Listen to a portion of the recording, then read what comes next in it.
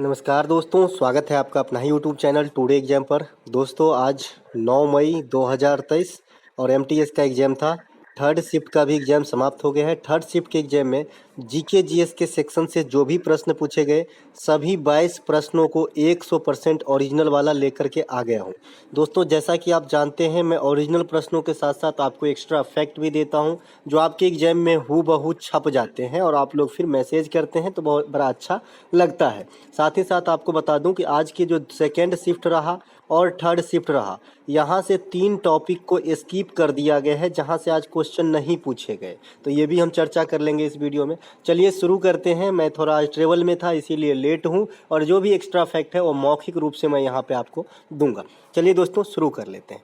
देखिए, एक प्रश्न आया था, निम्नलिखित में से किस संगीतकार को सबसे पहले ग्रैमी अवार्ड दिया गया था? आपके ऑप्शन में पंडित रविशंकर साहब थे और यही राइट आंसर था। अगर परसों के शाम वाला वीडियो जो मैंने अब जिस दिन एग्जाम नहीं था और आपको पोस्ट किए थे थर्ड शिफ्ट वाला, यानी 2 ही वीडियो पोस्ट किया करता था मैं, सवेरे और शाम को, तो शाम वाला वीडियो में ये क्वेश्चन मैंने बता रखा है और इसमें मैंने ये भी बताया है कि पंडित रविशंकर को सर्वाधिक ग्रैमी अवार्ड मिला है इंडिया के अंदर। ठीक है, तो पंडित रविशंकर इस क्वेश्चन के लिए राइट आंसर था। पंडित रविशंकर को 99 ईस्वी में, है ना, भारत रत्न भी दिया गया, जो संगीत के क्षेत्र में भारत रत्न प्राप्त करने वाले सेकेंड भारतीय थे। इससे पहले जो है एस सुब्बालक्ष्मी जो है ये सबसे पहले संगीतज्ञ हुई जिन्होंने भारत रत्न जैसे अवार्ड को जो है प्राप्त की और ये कर्नाटक संगीत से जुड़ी रही और इन्हें जो है 1998 में भारत रत्न दिया गया था। देखिए, संगीत के क्षेत्र में जितने भी भारत रत्न दिए गए हैं सबका डिस्कशन हम कर दिए हैं। 1998 में एम सुब्बालक्ष्मी को,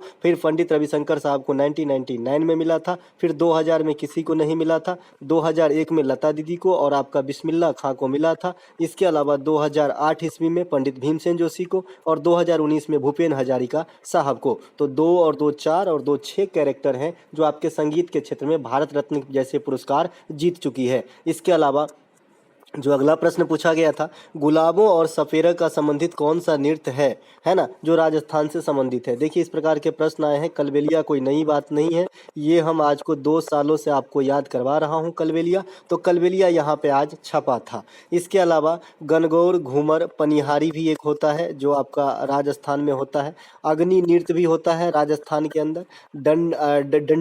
डंडिया भी होता है राजस्थान के अंदर और डांडिया जो है ये गुजरात के अंदर होता है और डंडा नाच जो है ये हिमाचल प्रदेश और उड़ीसा के अंदर होता है। तो थोड़ी सी के फर्क के लिए जो है आपका स्टेट बदल जाता है, तो ध्यान रखेंगे। राजस्थान के अंदर जो है आपका सबसे बड़ा जो भारतीय मरुस्थल थार है ये भी है। क्षेत्रफल के हिसाब से सबसे बड़ा जो स्टेट है ये राजस्थान है। इसके अलावा राजस्थान, जयपुर को पिंक सिटी कहते हैं। जयपुर की स्थापना कल पूछा गया था, सवाई जय सिंह ने किया है। इसके अलावा राजा जय सिंह, माफ कीजिएगा। इसके अलावा राजस्थान से और कुछ है, हाँ, माउंट आबू है जो जैन धर्म के जो है तीर्थ स्थल है माउंट आबू में, है ना। तो ये सभी बातों को आपको राजस्थान के रिगार्ड में याद रखना होगा। इसके अलावा निम्नलिखित में से पंडवानी से कौन सा एक कलाकार संबंधित है? ऑप्शन में आपका तीजन बाई दिया गया था, तो तीजन बाई राइट आंसर है। आपको मैं बताया हूँ तीजन बाई। इसके अलावा पंडवानी के अन्य कलाकार भी बताया हूँ, है ना। इसके अलावा छत्तीसगढ़ का जो मैंने बताया हूँ नाच कौन कौन सा है, तो राउत नाचा है, राउत नाचा, सुआ है, कर्मा है, झूमर भी हो जाएगा काफ़ी हद तक झारखंड के साथ साथ छत्तीसगढ़। इसके अलावा छऊ भी हो जाएगा झारखंड के साथ साथ काफ़ी हद तक। तो ये सब जो है छत्तीसगढ़ में आपको नृत्य का स्वरूप देखने को मिल जाता है। ठीक है, छत्तीसगढ़ वो राज्य है जहाँ से कर्क रेखा 8 राज्यों से गुजरती है, इसमें एक राज्य छत्तीसगढ़ भी आपका शामिल है। ठीक है, तो पंडवानी छत्तीसगढ़ का, इससे संबंधित कैरेक्टर जो है तीजन बाई है। इसके अलावा आईसीसी वर्ल्ड कप 2023 कहाँ होगा ये आपसे पूछा गया था और आज ही मैंने बताया और कल भी बताया था, तो ये भारत में होगा। और साथ ही साथ एक चीज़ और ध्यान रखें, क्वेश्चन पे अगर स्ट्रेस डालें तो इससे एक क्वेश्चन और निकल के आती है कि भारत को पूर्णतः मेजबानी कब मिला आईसीसी वर्ल्ड कप का, पूर्णतः मेजबानी। तो ये भारत को पहला मौका है कि 2023 में पूर्णतः मेजबानी मिला है, यानी सभी मैच भारत में ही होंगे। इससे पहले 2011 ईस्वी के अंदर भारत आईसीसी वर्ल्ड कप करा चुका है जिसमें बांग्लादेश और श्रीलंका भी शामिल थे, तो ये पूर्णतः मेजबानी नहीं था। इससे पहले बात करें राष्ट्रमंडल खेल, तो 2010 में दिल्ली में राष्ट्रमंडल खेल का आयोजन हो चुका है। 1951 में शुरुआती एशियन गेम का शुरुआत दिल्ली से ही हुआ था, तो एक बार ये हुआ। फिर 1982 में भी एशियन गेम इंडिया के अंदर हुआ है। 2023 में विश्व महिला बॉक्सिंग चैंपियनशिप का आयोजन दिल्ली में हुआ है। 2023 में हॉकी वर्ल्ड कप का आयोजन उड़ीसा में हुआ है। तो ये सब भारत में जो इम्पोर्टेंट खेल ऑर्गेनाइज किए गए, ये आपको ध्यान रखना है। साथ ही साथ 36वें राष्ट्रीय खेल का आयोजन आपका गुजरात में हुआ था 2022 में। 37वें राष्ट्रीय खेल का आयोजन आपका गोवा में 2023 में होना है। खेलो इंडिया यूथ गेम का 5वां संस्करण एमपी में हुआ था और विजेता महाराष्ट्र रहा था।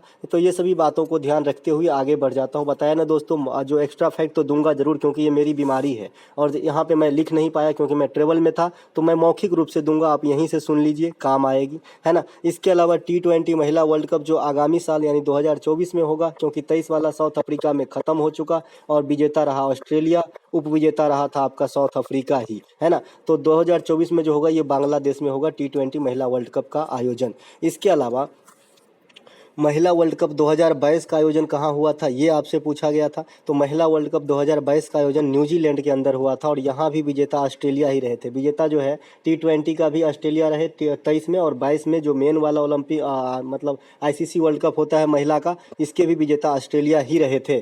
एक पुस्तक पूछा गया था, एस अगेंस्ट ओड्स पुस्तक के लेखक कौन है। ये विख्यात पुस्तक है, ये सानिया मिर्जा की पुस्तक है। सानिया मिर्जा को आप सभी जानते हैं, है ना, किनसे शादी किया है ये भी आपके जवान पे ही होगा, क्योंकि आप लोग भी पसंद करते होंगे, है ना। इसके अलावा रामपुरवा बैल स्तंभ के कहाँ रखा गया है। देखिए रामपुरवा बैल स्तंभ जो है ये आपका राष्ट्रपति भवन में रखे गए हैं। कहाँ पे, राष्ट्रपति भवन में रखे गए हैं। और ये क्वेश्चन कोई नवीन नहीं है, जो बच्चे बिहार से हैं उनके लिए बता दूं, ये बिहार दरोगा में आया हुआ क्वेश्चन है, ठीक है। और मेरे घर के कोई सदस्य जो है इन्हें अटेंड किए थे, इसीलिए मेरी बात हुई रास्ते में जब हम आ रहे थे, तो उन्होंने बताया कि ये क्वेश्चन कोई न्यू नहीं है, ये दरोगा में भी आया था रामपुरवा बैल। तो ये राष्ट्रपति में रखा गया है। आपके ऑप्शन में दिया गया था राष्ट्रपति भवन, राजपथ, इस प्रकार के ऑप्शन में दिए गए थे।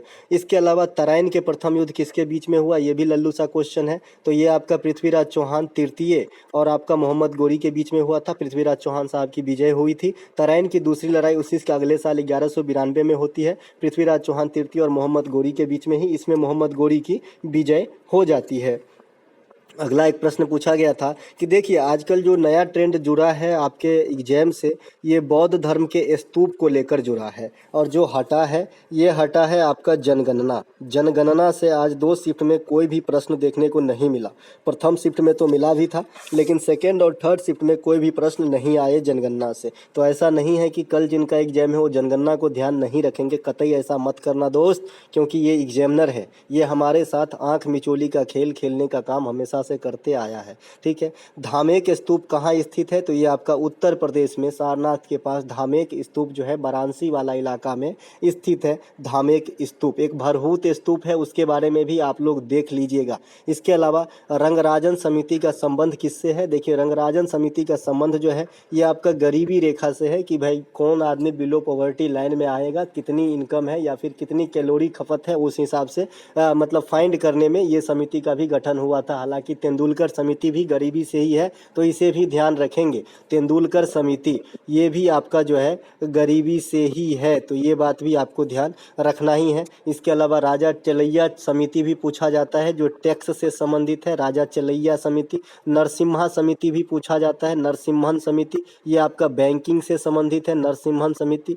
भगवती चरण समिति पूछा जाता है, आबिद हुसैन समिति पूछा जाता है, ये आपका सिडबी जो लघु विकास बैंक है जिसकी मुख्यालय लखनऊ में है, इससे संबंधित है। शिवरामन समिति पूछा जाता है, शिवरामन समिति आपका जो है नाबार्ड से संबंधित है। इसके अलावा आपका बलवंत मेहता समिति पूछा जाता है, ग्राम पंचायत से संबंधित है। अशोक मेहता समिति पूछा जाता है, ग्राम पंचायत से संबंधित है। दोस्तों अगला प्रश्न जो पूछा गया था, माय हैंड माय पॉलिसी किस मंत्रालय ने चलाया था। देखिए किसान को विशेष लाभ प्राप्त हो सके, इस उद्देश्य से जो है my hand my policy ministry of agriculture and farmer जो है, ये मतलब जो कृषि मंत्रालय है इनके द्वारा चलाया गया था। इस प्रकार के ऑप्शन में दिए गए थे, कृषि मंत्रालय, ग्रामीण शहरी विकास मंत्रालय, इस प्रकार के आपके ऑप्शन में थे। तो जो एग्रीकल्चर वाला है जिन्होंने भी टिक किया है उनका राइट आंसर हो जाएगा।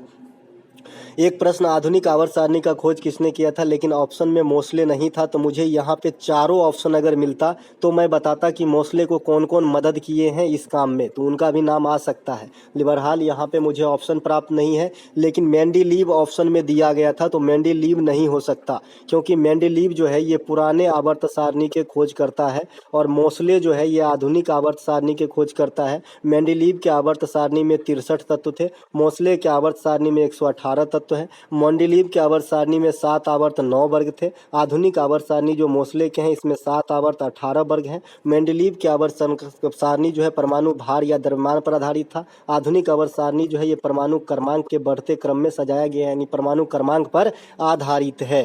तो ये सभी बातों को ध्यान रखते हुए मैं आगे बढ़ जाता हूँ। अगला प्रश्न जो आपसे पूछा गया था कि गर्भपात कराने की जो अब पहले जो सीमा रखा गया था ये 20 सप्ताह रखा गया था, लेकिन अब इसे बढ़ाकर कितना कर दिया गया है, तो अब इसे 24 हफ्ता, यहाँ पे सप्ताह लिख दीजिएगा, 24 सप्ताह जो है कर दिया गया है कि गर्भपात की जो उम्र है ये 24 सप्ताह के भीतर कराया जा सकता है। पहले जो है 20 सप्ताह कर दिया था। तो ये भी एक न्यू चैप्टर जुड़ा है यहाँ पे, जो स्वच्छता जागरूकता से संबंधित ये चैप्टर हो सकता है, जिसमें लोग को जागरूक करने वाली ये बात है ना। इसी प्रकार से जो आपका जो गर्भ निरोधक की विधि है ये भी क्वेश्चन अब एग्जाम में छपेंगे। जो गर्भ निरोधक का जो भी फंक्शन है, जैसे कंडोम वगैरह हैं, इसके अलावा गर्भ निरोधक गोलियां होती है ना, तो ये जो भी है ये भी अब एग्जाम में आने लगेंगे, है ना। कल से देखिएगा ये एग्जाम में आएगा, मेरा जैसा मन कह रहा है, क्योंकि स्वच्छता जो जागरूकता है हमें लोगों के बीच फैलाने की बहुत ज़रूरी है, खास करके इंडिया में।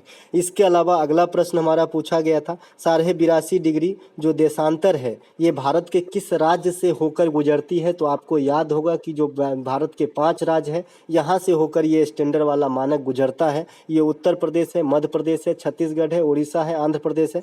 ऑप्शन में आपका इन पांचों में से मध्य प्रदेश दिया गया था, असम दिया गया था, कर्नाटक दिया गया था, तो ये सब तो होगा नहीं, तो आपका मध्य प्रदेश राइट आंसर हो जाएगा। देखिए भारत जो है 82.5 डिग्री पूर्वी देशांतर से गुजरती है, और मैंने बताया है कि 1 डिग्री देशांतर में 4 मिनट का अंतर हो जाता है, इसीलिए 82.5 को अगर आप 4 से गुना करेंगे तो आपका आंसर 330 मिनट आ जाएगा। 330 मिनट का मतलब होता है 5 घंटे 30 मिनट, यानी 5.5 घंटा। इसीलिए भारत का टाइम जो है ये ग्रीनविच से, यानी ग्रीनविच जो इंग्लैंड में है, इनसे जो है 5.5 घंटे आगे चलती है। ये आपको कैलकुलेशन फार्मूला बताया हूँ। साथ ही साथ यहीं पर अगर भारत 82.5 डिग्री पश्चिमी देशांतर वेस्ट देशांतर रहता तो 5.5 घंटा पीछे चलता ग्रीनविच से, यानी ग्रीनविच से जो देश पूर्व में है उसका टाइम आगे चलता है, और जो पश्चिम में है उसका टाइम पीछे चलता है। दो देशांतरों की बीच की दूरी अगर आपसे पूछे